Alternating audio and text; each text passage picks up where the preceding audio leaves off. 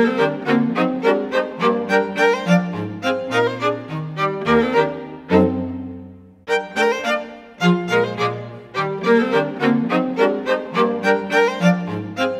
days ago, I read an article at time.com that has haunted me ever since.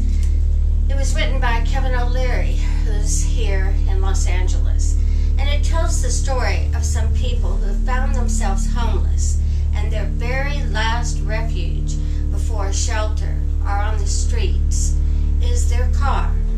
These people are just like you and me. They could have been your neighbors. For example, Tim Barker never thought he'd have to live in his truck. He was a plumber, and 4 months ago he was in a one-bedroom apartment in San Fernando Valley with a pool and a jacuzzi. Then on his birthday in October of last year, he and 199 other plumbers were laid off by their union. Now, Barker's 12-year-old son sleeps on the sofa of his cousin's one-bedroom apartment, and Barker sleeps on the roof of the apartment building or in his Ford Ranger pickup. He says, "I'm 47 and I've never lived in my car. When the torrential rains came, both father and son were sleeping in the truck in San Pedro, and they both got very sick. They also had their cat with them." He had checked out shelters, motels, and homeless assistance programs throughout the Los Angeles area as he's trying to find a place to live so his son can get back into school. He went to a shelter in downtown Los Angeles, but it was bad. Heroin, crack, the odors. His son looked at him and said, "Dad, get me out of here. It is spooky." And now he's trying to get assistance to get into an apartment in San Pedro. PATH outreach workers are talking to him about the possible eligibility for federal assistance with rent and utilities under the new federal homelessness prevention program.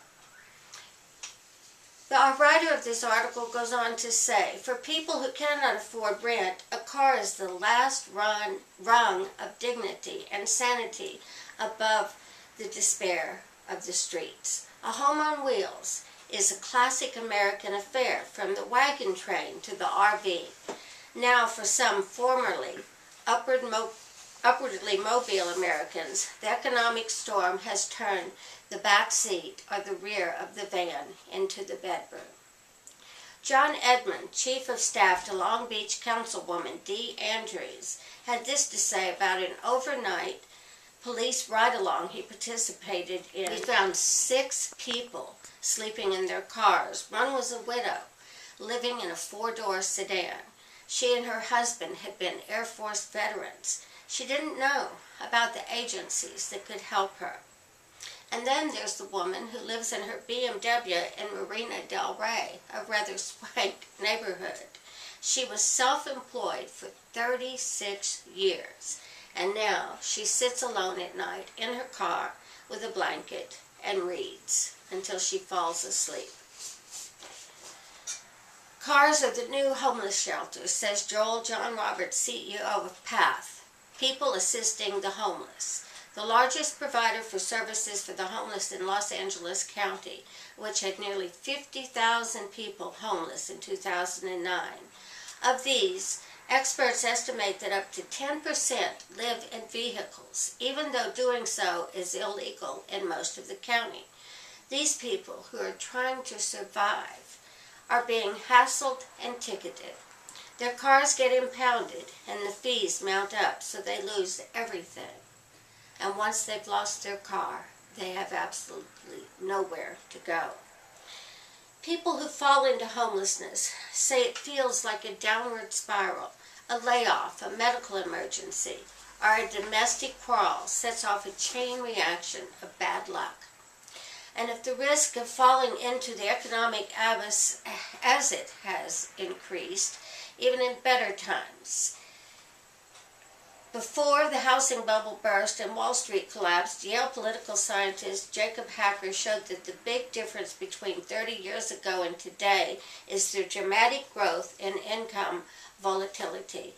American family incomes now rise and fall much more sharply from year to year, and this is happening at the same time that public and private safety nets have eroded.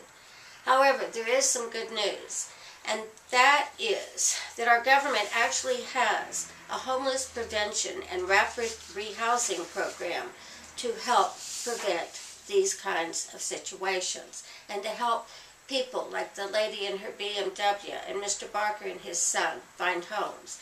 You can find the link to this program on our website.